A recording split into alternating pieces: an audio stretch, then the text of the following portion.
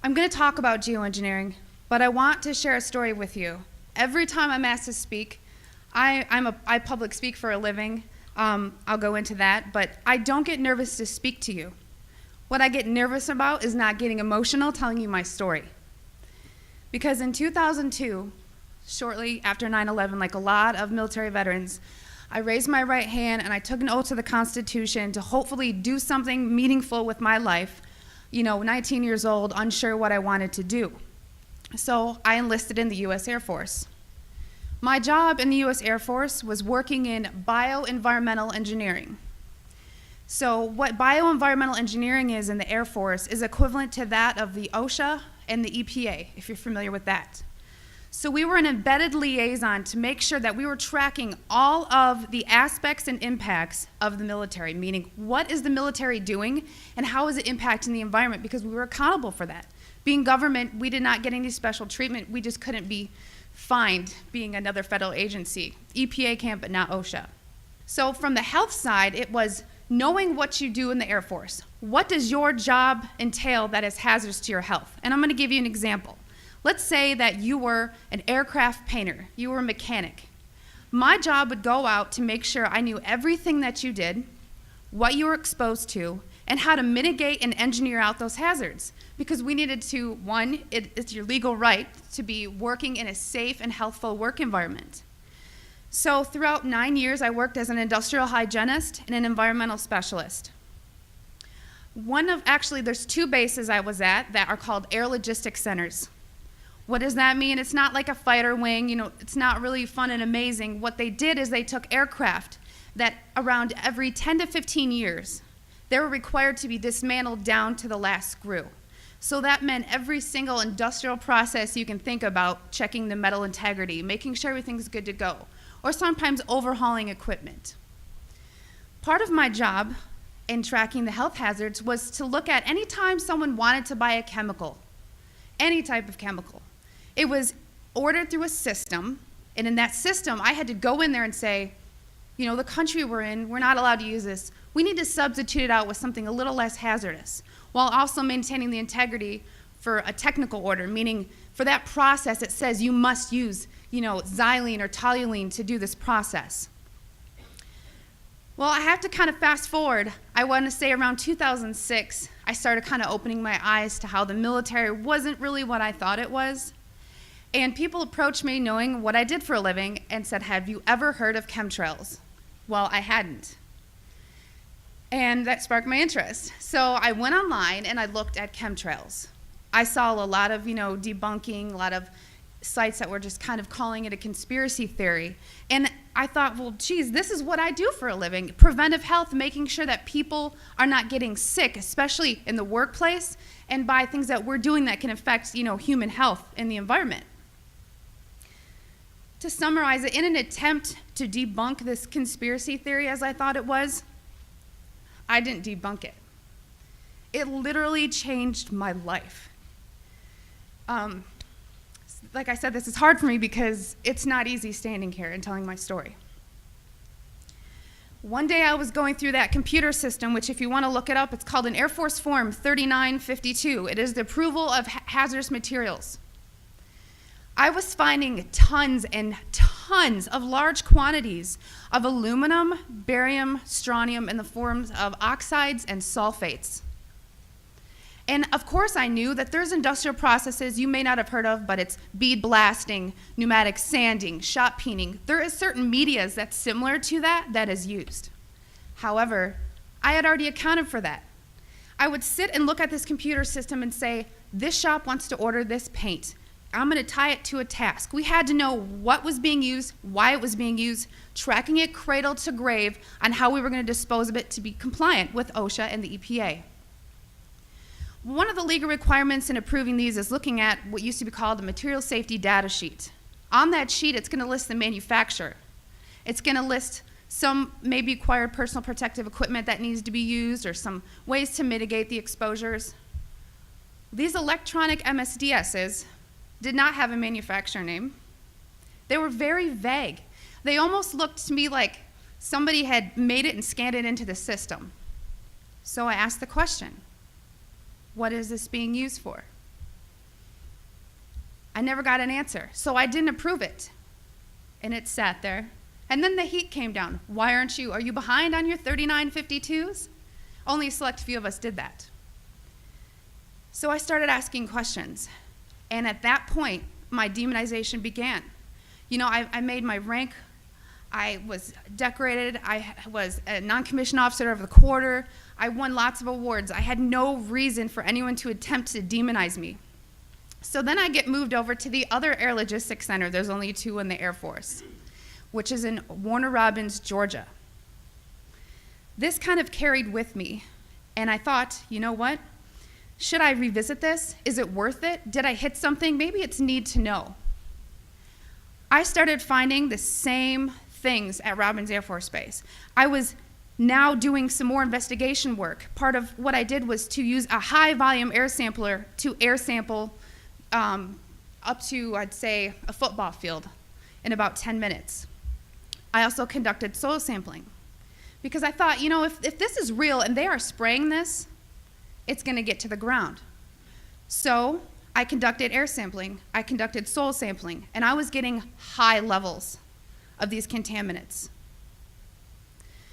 When I started asking the question again under a new commander, I never in my life thought I would have somebody look me in the face and tell me, I am questioning you. Is there something wrong with you? You've been looking really depressed lately. You know I can put you under a mental evaluation for up to 120 days. Who would take care of your daughter? Because I was divorced at the time. As soon as I heard that, I knew. It validated everything I ever thought. And I thought, I've spent 9 years of my life trying to protect human health, and here we are violating law after law after law. Just sitting here, instead of protecting the people, we are poisoning the people. And I've never got up so much courage from that fear of being thrown in a cage, because when you're in the military, folks, you're a number. You are a number, and every aspect of your life is controlled. I was so lucky that my enlistment was coming up and I was supposed to re-enlist. I ran and did not look back, and I have been blowing the whistle and shouting ever since. And I left October 27th, 2010. Thank you. It didn't just end there, though. You got to remember, there's a whole career field of people that work in bioenvironmental engineering. A lot of those people were told, do not talk to me. Do not talk to her. Do not email her. They were given no contact orders. Because my biggest thing was, if I'm just so, dishonest, don't you think somebody would come out and say, she was never in the military, or something negative to discredit me? They've ignored me, but they've tried to silence me. Every time I fly, I am pulled into a secret room. I literally am tagged in the system for the TSA. It is difficult. As an industrial hygienist, I do very well for myself, but it has been so difficult after leaving the federal government to maintain employment. Nowadays, everyone runs background checks on you, and the first thing they look at is, wow, here's a whistleblower. And you ask yourself, if this is true and we are spraying the people, where are the pilots? Where are the people? I don't know if you pay attention, but look at Snowden. Look at Manning. People don't come forward because these supposed Whistleblower Act protections that you have are not enforced, they're not supported, and they really don't exist. But what I want you to take from this is to understand that I am being completely honest with you, and that geoengineering is occurring, it's been occurring, it is not new, and your tax dollars are funding this. I 100% know that the U.S. Air Force was involved, and I think back to all these things that I never had noticed. If you don't know what to look for, you can't look for something. And once I realized a process they were trying to hide, people have come out of the woodworks, from EPA compliance officers to ex-people that I worked with in my career field, who I cannot state for obvious reasons. I've had pilots come forward. I've had people come forward that actually load the canisters on the planes. These people don't come forward because they are afraid that they're going to end up like Snowden. And I continue to speak to let people know I've been screaming about this for 3 years and I'm still here. And why are you so afraid? Because many of these people are on active duty. And if you are willing to die for your country, supporting, the Constitution and defending us from enemies foreign and domestic, you are willing to die for your country, but now you're scared. You are scared and cowardly to talk about this.